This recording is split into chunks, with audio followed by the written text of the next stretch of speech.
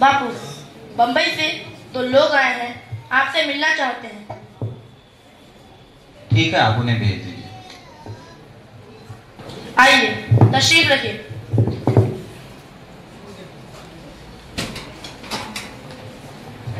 जी नमस्कार। आदाब बापू। कहिए।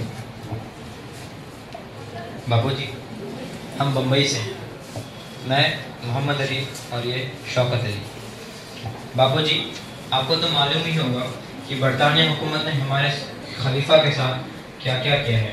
उन्होंने तुर्की के खलीफा को एक ऐसी संधि पर हस्ताक्षर करने के लिए मजबूर किया जो तुर्की के खिलाफ है और काफ़ी अपमानजनक है। बापू जी, बरतानिया हुकूमत के इस बर्ताव से हिंदुस्तानी मुसलमान गहरे सदमे में है। बापू जी, हमारे खलीफा की इज्जत हर एक हिंदुस्तानी मुसलमान की इज्जत है। बापू जी, तो हम इसमें क्या कर सकते हैं? बापू जी, हमें आपका सहयोग चाहिए। कैसा सहयोग? हम ब्रिटानिया हुकूमत की मुखालिफत करना चाहते हैं, जिसमें हम चाहते हैं कि आप हमारा नेतृत्व करें।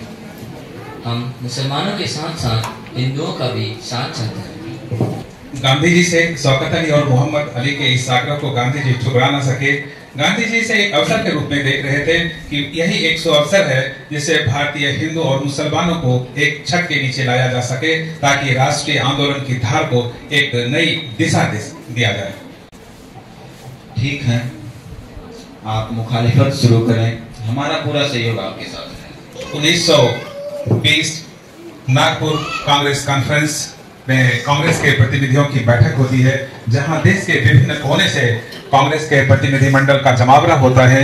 इसमें चित्तरंजन दास, सुभाष चंद्र बोस, राजेंद्र प्रसाद और देश के कई नामी गिरामी हस्तियां वहां पहुंची हैं, ताकि आंदोलन का अनुमोदन के साथ साथ इसे जन जन का आंदोलन कैसे बनाया जाए, इस बात पर बहस हो।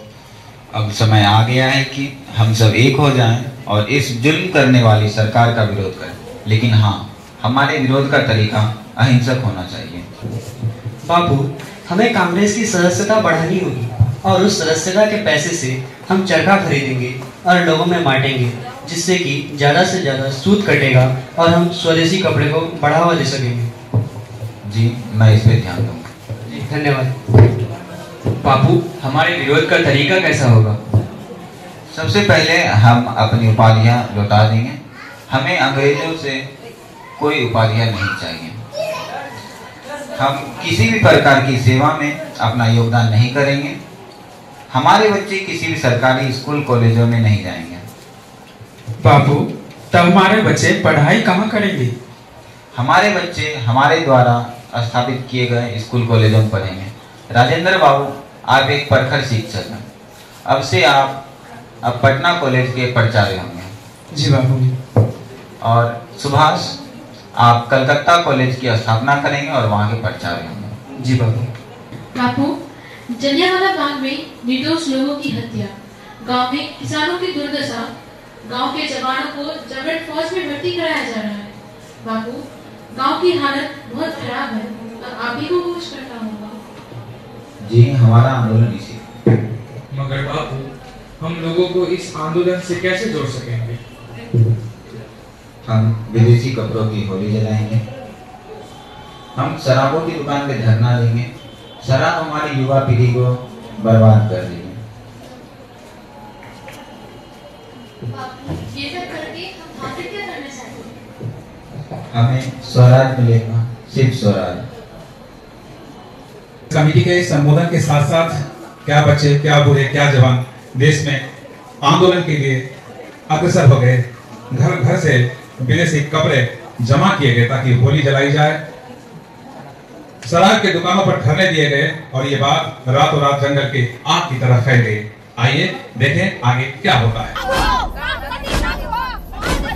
आरंभ है प्रचंड, बोल मस्तकों के झुंड, आज जंग की घड़ी की तुम हार दो।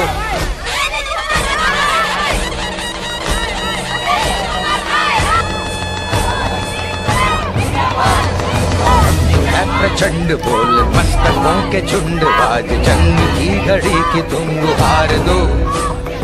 आन बान शान या की जान का हो दान, आज एक धनुष के बाण पे उतार दो। है प्रचंड बोल मस्तकों के झुंड, आज जंग की घड़ी की तुम गुहार दो। आन बान शान या की जान का हो दान, आज एक धनुष के बाण पे उतार दो।